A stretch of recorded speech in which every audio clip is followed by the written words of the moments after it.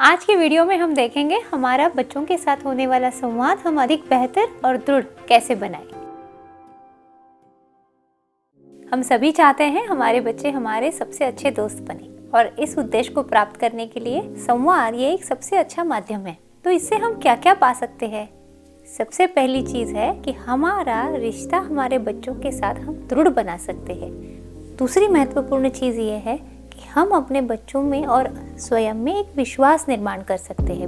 और तीसरी महत्वपूर्ण बात यह है कि हम अपने बच्चों के विकास तथा प्रगति में अच्छी तरह से उनके सहप्रवासी बन सकते हैं। तो संवाद से अगर इन 3 चीज़ें प्राप्त करनी है तो हमें क्या करना होगा, यही आज हम देखने वाले हैं। जब हम हमारे छोटे बच्चों के बारे में सोच रहे हैं तो इसमें पहला मुद्दा आता है कि हम उनकी बातें सुनें। कई बार ऐसे हो जाता है कि हम अपने कामों में व्यस्त रहते हैं और बच्चे हमसे बात करना चाहते हैं, बार बार हमें कुछ कहना चाहते हैं, तो हम उन्हें कहते हैं थोड़ी देर रुको, बाद में आओ, फिर थोड़ी देर बाद बात करेंगे। इससे क्या हो जाता है कि बच्चों को लगता है कि उनसे ज़्यादा ये बाकी चीज़ें ज़रूरी है। फिर उनमें गुस्सा आने लगता है, वो चिड़चिड़े बन जाते हैं, फिर छोटी छोटी चीज़ों में वो चिल्लाने लगते हैं, रोने लगते हैं। अगर हमें ये सब नहीं करना है तो हमें बच्चों में ये विश्वास निर्माण करना होता है कि हम और आप जो है एक दूसरे के लिए महत्वपूर्ण है। हर जीव चाहता है कि उसकी बातें लोग सुने, समझे, वरना ध्यान आकर्षण करने के लिए वो रोता है, वो चिल्लाता है। जैसे जो थोड़ा बड़ा हो जाता है, चलने लगता है, भागने लगता है, वो समझ जाता है, अपनी बातें मनवाने के लिए फिर हर चीज़ करने लगता है। पर वो बच्चे ये नहीं करते जिनके माता पिता उनके साथ सही संवादों में बच्चों से उन्हें आदरयुक्त बात हमें बचपन से ही करनी है। कई लोग बच्चों के साथ अजीब अजीब सी भाषाओं में बात करते हैं। उस बच्चों को लगता है कि ये क्या कर रहे हैं, उनके न्यूरो पाथवेज तब तैयार हो रहे होते। तो मैं ये कहूँगी कि बच्चा कितना भी छोटा क्यों ना हो, उसके साथ सही भाषा में प्यार से आदरयुक्त ही बात करनी है। और जब वो बच्चा थोड़ा बड़ा होने लगता है तो वो जब बात करने लगता है तो हमें भी उसकी बातें सुननी चाहिए। कई बार ऐसे होता है कि बच्चे पढ़ाई कर रहे हैं, अपना काम कर रहे हैं, तो हम बोलते हैं कि आप ये करो, मैं अपना काम करके आती हूँ। पर जब बच्चे इतने छोटे होते हैं ना तो कई बार उनके साथ बैठना भी आवश्यक बन जाता है। शब्दों के बिना भी ये संवाद होता है कि मैं आपके लिए यहाँ पे हूँ। तो बच्चे छोटे हो या बड़े हो, आपका उनके लिए वहाँ रहना भी कभी कभी बहुत आवश्यक रहता है। इसी के साथ एक और बात है कि हम जब बच्चों के छोटे छोटे बच्चों से बात करते हैं तो कई लोगों को आदत होती है कि वो उनको चिढ़ाते हैं, उनसे कुछ अलग बात कर, कुछ चिढ़ जाए बच्चे, ऐसी बातें करते हैं। इसमें बच्चों को लगता है कि मेरे लिए कोई आदर नहीं है। तो बच्चों के साथ ऐसे संवाद जब हम करेंगे कि सवाल ऐसे पूछेंगे जिससे बच्चा खुल के बात करेगा, अपने जीवन को खुला कर देगा। स्कूल से अगर बच्चा आया है और आपने पूछा कैसा गया दिन, बच्चा कहेगा अच्छा गया। टिफिन खाया? खाया। तो ऐसे सवाल जिसका उत्तर एक शब्द में दे सकते हैं, ऐसे नहीं हम करेंगे। हम ऐसा सवाल कर सकते कि आज दिन में सबसे अच्छा क्या हुआ, तो फिर वो बताने लगेगा। तो जिसे ओपन क्वेश्चंस कहते हैं। तो इस तरह से हम बच्चों के साथ संवाद बढ़ा सकते हैं। दूसरी बात कि संवाद जब हम बच्चों से करते हैं, बातें करते हैं, तो कई बार ऐसे होता है कि हम चिड़चिड़े में होते हैं, चिंता करते हैं, अपने कामों में व्यस्त होते हैं। तो ये हमें ध्यान रखना है कि बच्चों के साथ हम ज़्यादा खुश रहे, हंसी मजाक करें। उन्हें लगना चाहिए कि जीवन जो है वो आसान है, अच्छा है। हमारी तरफ देख के ऐसा ना लगे कि अरे बाप रे, बड़ा हो जाऊंगा तो मुझे ऐसा दुखी रहना पड़ेगा, ऐसी चिंताएं करनी होंगी।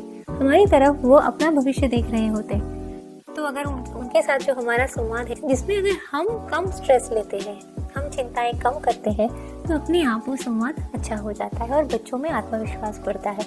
वरना कभी कभी बच्चों को लगता है कि मुझ में कुछ कमी है, इसीलिए माता पिता चिंतित है।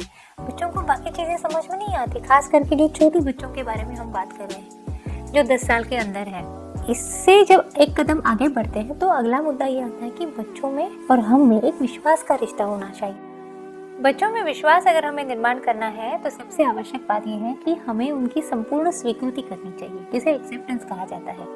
कि हम अगर बच्चों को संपूर्णतः स्वीकारते हैं तो हम उन पे कंडीशंस नहीं डालते। हम ये नहीं कहते कि अगर आप इतने मार्क्स ले आएंगे, इतने गुण ले आएंगे, तभी मैं आपसे प्यार करूंगी, तभी आपको गले लगाऊंगी। तो ये अच्छी बात है कि बच्चों को हम अच्छा सिखा रहे हैं। तो इसमें क्या हो जाता है कि अगर ये ऐसा सालों साल चलता रहे तो बच्चों को लगता है कि अगर ये जो कहते हैं इसी तरह से हम जीवन जीते हैं तभी हम इनको पसंद आएंगे। बच्चों के आत्मविश्वास में तो कमी आ ही जाती है, किंतु विश्वास की निर्मित रिश्तों में नहीं बन पाती। तो संपूर्ण स्वीकृति माने इसका मतलब ये है कि जैसा भी बच्चा है ये मेरा है और मैंने इसका पूरा स्वीकार किया है। अब जिन चीज़ों में इसको प्रगति करने की आवश्यकता है वहाँ पे मैं इसको मदद करूँगी, इसे आगे ले जाऊँगी। तो यहाँ पे बच्चों को लगता है कि हाँ, मेरे माता पिता मुझे पसंद करते हैं, मुझसे प्रेम भी करते हैं और जहाँ पे मुझे कोई दिक्कत आएगी वो मेरे साथ रहेंगे। इस विश्वास की निर्मित होना हमारे बातों में, संवादों में आवश्यक है। इसका हमें ध्यान रखना चाहिए। दूसरी बात बहुत आवश्यक है कि हमें तुलना नहीं करनी चाहिए। कई बार हम चाहते हैं कि किसी से तुलना करेंगे तो इस बच्चे को लगेगा कि अरे मैं भी ऐसा करता हूँ। सारे बच्चे ऐसे नहीं होते, कई बच्चों को बुरा लगता है। उनको लगता है ठीक है, आपको वो पसंद है तो वही सही, मैं ऐसा हूँ तो मैं वैसा ही रहूँगा। इसमें बच्चों का आत्मविश्वास कम हो जाता है, बुरा लगता है, विश्वास नहीं बढ़ता है। तो तुलना करना हानिकारक है। इसी के साथ कई बार हम बच्चों में अपराधी भावना की निर्मित करते हैं। उसके ऊपर कई सारे लेबल चिपकाते हैं कि ये आलसी है, झूठ बोलता है, पढ़ाई नहीं करता है। फिर धीरे धीरे बच्चे स्वयं के लिए भी वही सोचने लगते हैं और ये उनकी एक स्व प्रतिमा का एक हिस्सा बन जाता है। तो हम न चाहते हुए भी बच्चों में ये गलत चीजें डाल देते हैं। इससे अच्छा रहेगा कि हम सकारात्मक उनसे बात करेंगे। थोड़ी मेहनत और करोगे तो तुमसे ये हो जाएगा। तो बच्चों को लगता है हाँ, मैं कर पाऊंगा। तो ये सकारात्मक संवाद की निर्मित करने के लिए हमें थोड़ा सा बात करने से पहले सोचने की जरूरत है। जैसे तुलना करना गलत है ना, वैसे हर बात के लिए बच्चों को हम अपराधी भाव देना भी गलत है, जिसे ब्लेम कहते हैं। कि हर बार हमें उनसे ये नहीं कहना चाहिए कि आपने गलत किया, ये किया। हमें उनका कोच बनना है, उनके साथ रहना है। छोटे छोटे बच्चे हैं, कभी कोई गिरा देते हैं, कुछ पकड़ नहीं पाते हैं, कहीं पे स्वयं गिर जाते हैं। तो इन बच्चों को हमें बताना है कि ऐसी चीज़ें सही तरह से कैसी करनी है। तो हमें उनका टीचर बनना है, उनको करके दिखानी है चीज़ें। क्योंकि ये बच्चे छोटे होते हैं, एक बार बताने से समझ नहीं पाते, समझ भी जाते हैं तो अगली बार याद नहीं रहता है। तो हमें इनके साथ रहना है और जहाँ जहाँ उनको आवश्यकता है वहीं पे हमें उनकी साथ देनी है। तब जाके क्या हो जाता है कि एक विश्वास निर्माण हो जाता है कि हाँ, मेरा जीवन सही हाथों में है और ये लोग मुझे आगे ले चलेंगे। और कुछ अगर मुझसे गलती हो गई तो भी हम सुधार सकते हैं। और ये विश्वास जीवन में होना बहुत आवश्यक है कि you are allowed to do mistakes.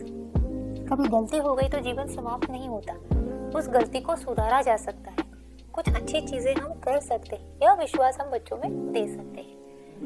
तो अब इसके जो विश्वास की निर्मित के बारे में हम बात कर रहे हैं, तो आगे का जो मुद्दा है वो यह है कि बच्चों के लिए प्रगति और विकास के बारे में जब हम सोचते हैं और उसमें हम कम्युनिकेशन की बात करते हैं, हमारा जो संवाद है उनसे इसके बारे में बात करते हैं, तो सबसे महत्वपूर्ण होती है मातृभाषा।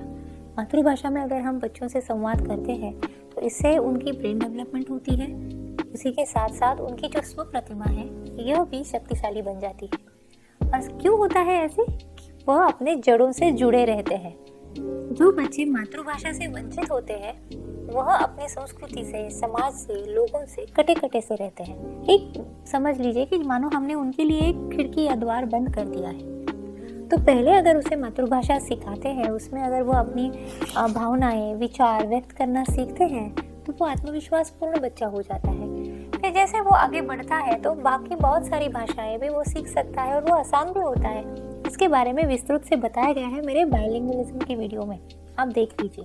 तो जैसे मातृभाषा आवश्यक है ना, तो उससे और भी महत्वपूर्ण एक बात है जो सारे माता पिता हमेशा पूछते रहते हैं कि हम हमारे बच्चों को सही विचार करने के लिए और सही दिशा में जाने के लिए कैसे प्रेरित करें।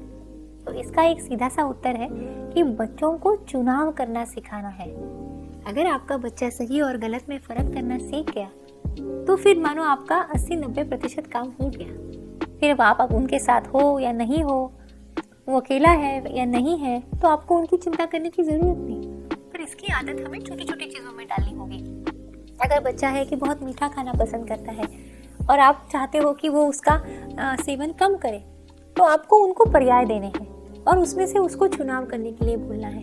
अब क्या हो जाता है जब हम उसे पर्याय देते हैं तो इसमें एक पर्याय होता है जो वो पसंद करता है और एक पर्याय होता है कि जो उसके लिए सही है। तो यहाँ पे उस बच्चे के व्यक्तित्व में ये बात आ जाती है कि हर बार जो मुझे पसंद है शायद वो सही ना हो, तो मुझे क्या करना है, जो सही है उसका चुनाव करना है। अगर ये आपका बच्चा सीख गया तो फिर और सिखाने जैसी चीजें बहुत सारी बचती भी नहीं है। तो इसीलिए छोटी छोटी चीजों में, जितना बच्चा छोटा है उसके जीवन के अनुसार, वय के अनुसार, उम्र के अनुसार उसे छोटे छोटे चुनाव दिया करो। और जैसा वो बड़ा होता जाएगा वो बड़े बड़े चुनाव करने लगेगा। इससे होता क्या है कि उसका आत्मविश्वास बढ़ता है। उसे लगता है ये पूरा जीवन जो है ये मेरे नियंत्रण में है, सारी परिस्थिति मेरे नियंत्रण में है। जब दूसरे कुछ बोल रहे हैं और मुझे सिर्फ उनका सुनना है, तुम पूछो मत, मैं जो कह रही हूँ ये बात करो, मैं जो कहती हूँ ये सही करो, इस ऐसे सुनते सुनते उस बच्चे का आत्मविश्वास कम हो जाता है। तो बच्चों को चुनाव करना आवश्यक है। कई बार ऐसे हो जाता है कि बच्चे काफी सारे प्रश्न पूछते हैं जिसके उत्तर हमें पता नहीं होते। तो यहाँ पे हमें उनसे ये कहना है कि चलो मिलके सीखते हैं, मिलके ढूंढते हैं।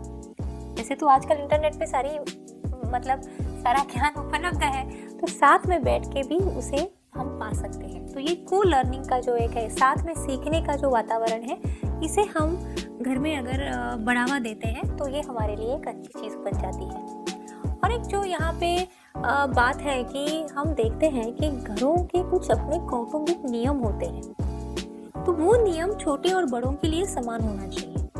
अगर वो अलग है तो बच्चों को लगता है कि ये दोगुनापन है, हमारे लिए कुछ और, बड़ों के लिए कुछ और। एक सादा सा उदाहरण देती हूँ कि छोटा सा बच्चा है, वो कहता है मुझे भी चाय पीनी है। फिर आप कहते हो कि नहीं, आप छोटे हो, आप चाय नहीं पी सकते, कॉफी नहीं पी सकते। तो इसका मतलब है हाँ, हम बड़े हैं, हम कुछ भी कर सकते हैं। क्योंकि जो चीज़ें बच्चों के लिए सही नहीं है वो बड़ों के लिए सही कैसे हो सकती है। तो यहाँ पे हमारी जो एक जिम्मेदारी है ये बढ़ जाती है कि हमें अपने उदाहरण से बच्चों को बड़ा करना है।